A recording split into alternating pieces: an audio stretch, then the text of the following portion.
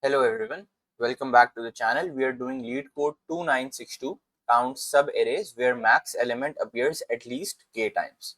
So it says you're given an integer array nums and a positive integer k. Return the number of subarrays where the maximum element of nums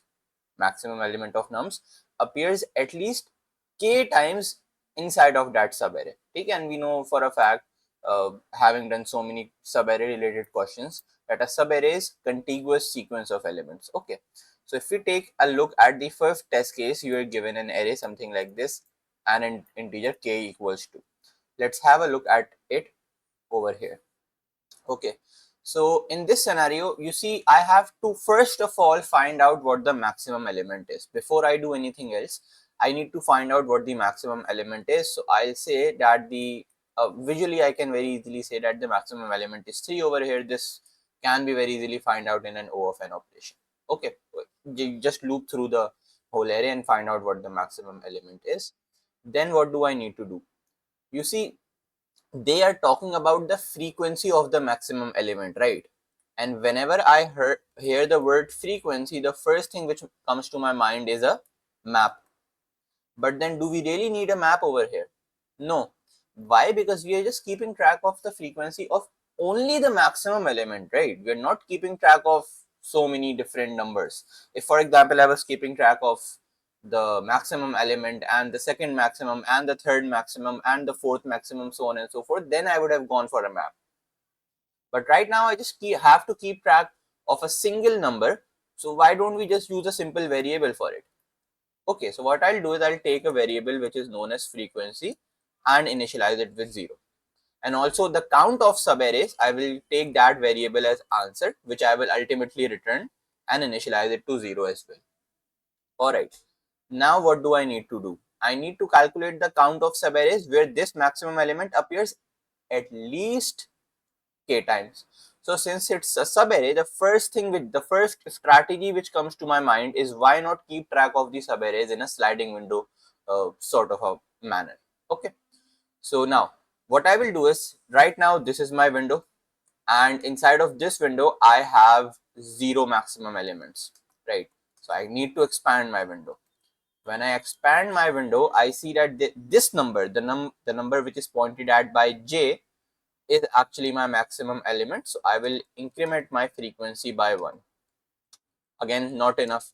Increment my j. Inside of this window, again, I just have a single 3, a single maximum element. Then when I increment my j till this, to this point, the frequency of 3 becomes equals to 2, which is equals to k, isn't it? Now, the good thing is, the thing is that should I increment my answer by 1? Should I do plus 1 to my answer? Because I have found out this subarray to have 2 instances of 3. Dekho, the question does not say find the subarrays where maximum element appears exactly k times. No, they're saying at least k times. At least k times. So what that means is, if this subarray contains 2 number of 3's, then this one as well by default starting from here and here. And for example, if this array, let's say, had 1 2 0, if this array had these many elements, and I found out that inside this subarray I have 2 3's, so this subarray is valid, right? This one is also valid, this one is also valid, this one is also valid, and this one is also valid. Why? Because all of them by default have at least k number of 3's. If starting from this point, ending at this. So how many subarrays do these become? These becomes 5 different subarrays, which actually make my condition to starting from this point. So right now my array ends at this point, right? I will need to add 1 and 2 to my overall answer. So I need to increment my answer by 2. But then how do I generalize this? It's very simple actually.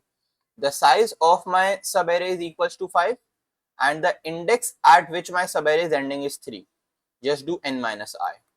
Okay, why am I saying n minus I? What's the intuition behind it? Dekho, if for example my subarray was ending at 0.4, then this is just one subarray, right?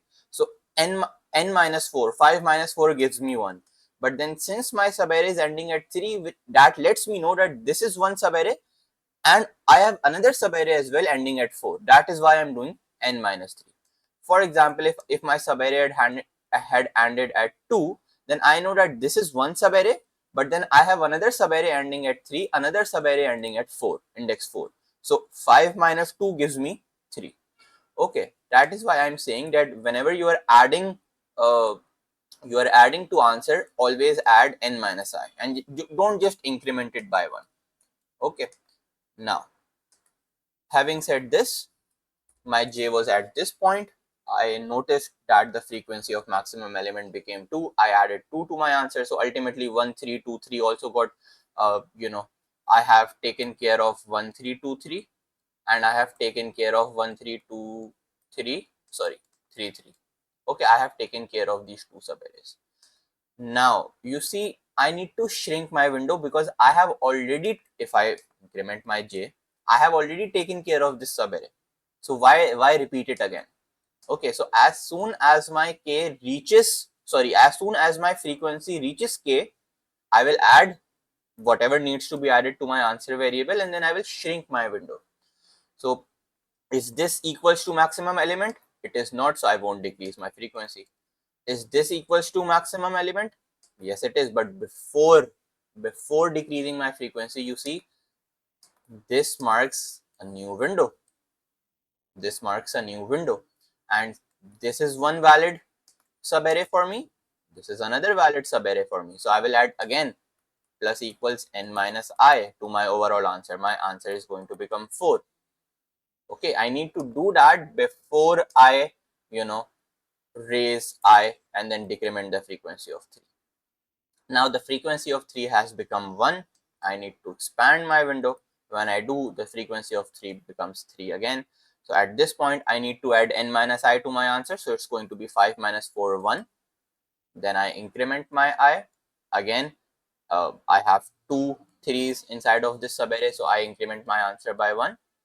Then when I increment I need to decrement the frequency. So it becomes 1. Then when I increment j, it goes out of bound. That's the end of procedure, and 6 is my answer, and 6 was actually the correct answer which you needed to return, right? So what we will do is now 13233, 13233, this was my subarray, and I started with I over here and j over here with with frequency equals 0 and answer equals 0 as well. So why not try it now inside of our code. Okay, so I have taken nums.size. I have calculated what the maximum element of the overall subarray of the overall array is using ifteric max element built-in function. I have taken. You need to take answer as long because that's what you're going to return. I am keep tracking of the frequency as 0, and then I have these two pointers I and j. So I will take a while loop. I'm going to say while j is less than n, and in each iteration just keep incrementing j. You could very well use a for loop as well, right? But it's just a matter of habit for me. Whenever I'm working with sliding window, I prefer a while loop. Now, what do I need to do? The first thing which I will do is I will add 1 to frequency if my current element is equals to maximum. So I'll just say frequency plus equals if nums of j equals mx. It's going to return 1 when it's true, and if it's not true, it's going to return 0. Okay, so you could have done this using an if statement as well, but then why need an if statement if that could be written in just a single line? Okay, j gets incremented, I get till this position, frequency becomes 1. Then again j gets incremented, again j gets incremented. At this point, frequency becomes 2. So I need to handle that case right now. Okay, so what did I say? I said that if the frequency becomes equals to 2, if the frequency becomes equals to 2, which is actually if the frequency becomes greater than equals to k, then what do I need to do? I need to add inside my answer what? N minus j, isn't it? So 5 minus 3, it will add 2 to my answer.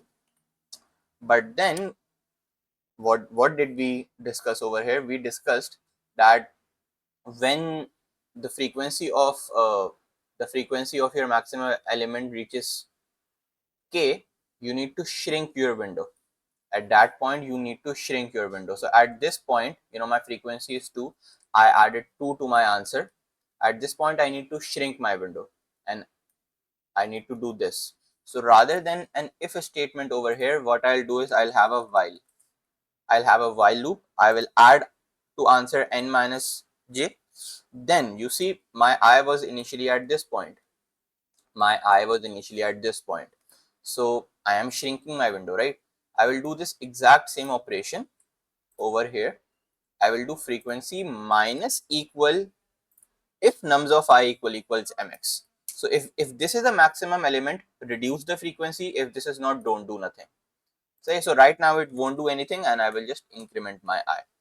Okay, I increment my I, it comes to this point. Now again, since I'm still inside the while loop, since the frequency is still greater than equals to 2, I will add answer plus equals n minus j, so it becomes 4. Then the frequency is actually going to get decremented. Why? Because nums of I is actually equals to mx, and this is going to return 1. So frequency is going to decrement by 1. Okay, then do I plus plus. I is going to reach this point. Perfect. J plus plus, j is going to reach this point. And again, frequency plus equals nums of j equals mx. Yes, it is. Frequency again becomes equals to 2. So it is greater than equals to k. Ans plus equals n minus j, which is going to come out as 1, since this is index 4. This becomes 5. Okay. Frequency minus equals if nums of I equals mx. It is not. Frequency remains 2. I do I plus plus. Again, answer plus equals nums n minus j becomes equals to 6. Frequency minus equals if nums of I equal mx. Yes, it is. Frequency becomes 1. I do I plus plus. J plus plus, j goes out of bound, and ultimately we need to return the answer. That is what I'm doing over here. So if we submit this code, let's see if it passes all the test cases.